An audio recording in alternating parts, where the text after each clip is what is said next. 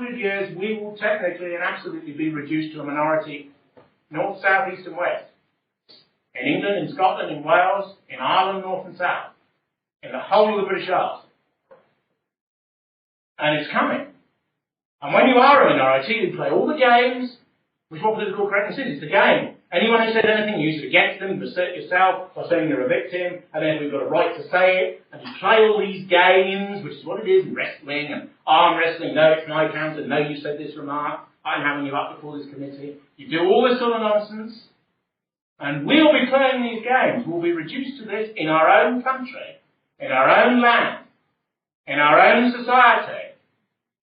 And you can knock on the door and somebody will say, I don't care. It's got nothing to do with me. And that's because, you see, people are leaderless. People need leadership. And the problem is our leadership, the political class, Labour, Tory, Liberal and others, that people actually look to. They've gone elsewhere. They don't care about this country anymore. I've spoken to many Tory Labourers. I knew William Hague when we were both 18. And Hague said to me, well, you know, what this country once wanted is, he said, people like him once said to me, people in Cameron's team once said to me, years ago, the old Britain is over. We can rule what's left. Members of the Shadow Cabinet said that to me. They see themselves as ruling the ruins. The culture of the ruins of culture. Somebody who's one of his shadow ministers once said to me, we've gone global. The world's our country now because they all speak English. What will happen is that the poor whites we don't care about. We're the elite. We will run the country in our own image. And who's in the streets doesn't matter because we have the power. And this is the voice of the real elite. This isn't the soft words you get on the telly. And everyone who gets on in EastEnders, you know, or the sort of Asian marriages and transsexuals on Coronation Street, you know. This is the real elite talk. And we have a choice.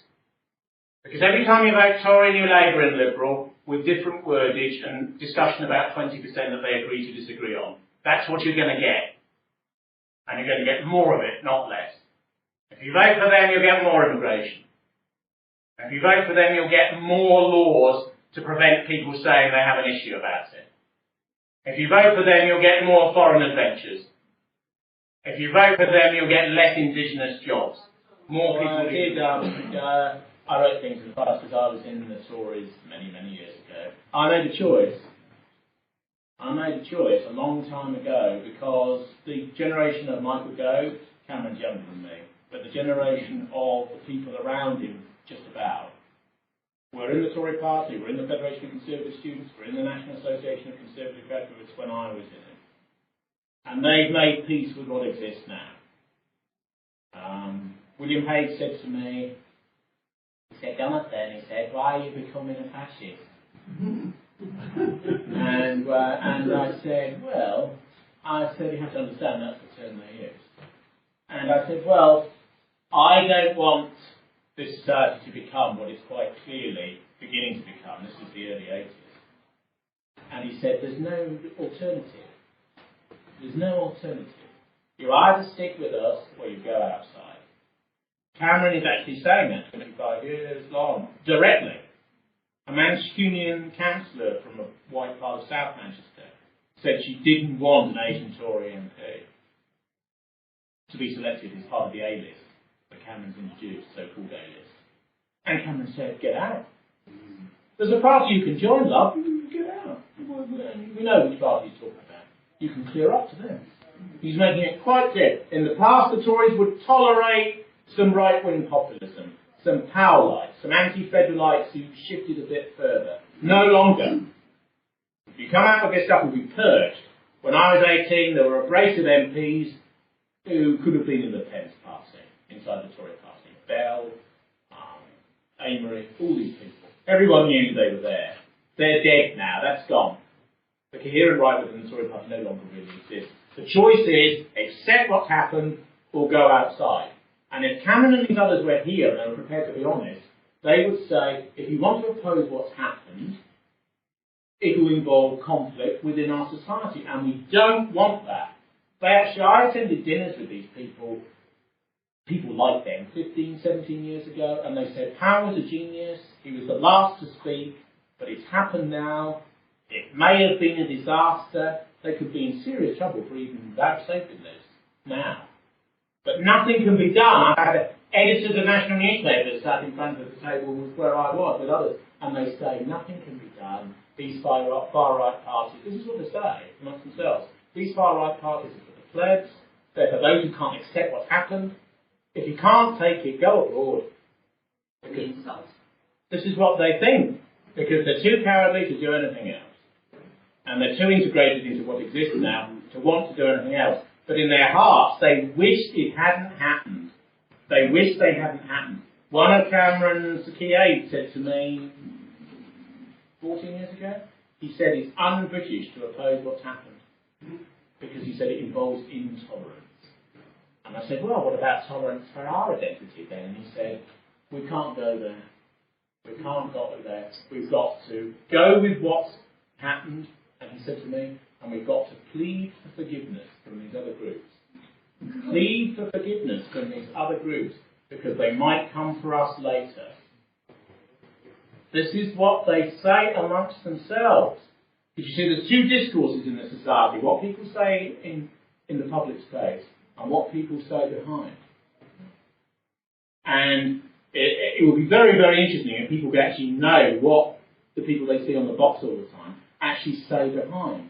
Because in actual fact, they'd be quite amazed actually, in a sort of dispiriting way. But they'd have to realise that that entire establishment's been given up. It's given up. Aaron Clark was an oddball, you know, and Powell was the last to speak.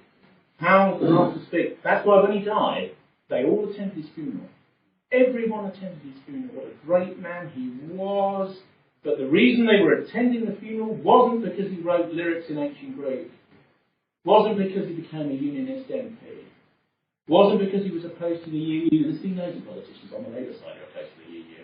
It's because he spoke about race and immigration in '68, which catapulted him from a fringe right-wing liberal economist in the Tory party to a person of universal importance.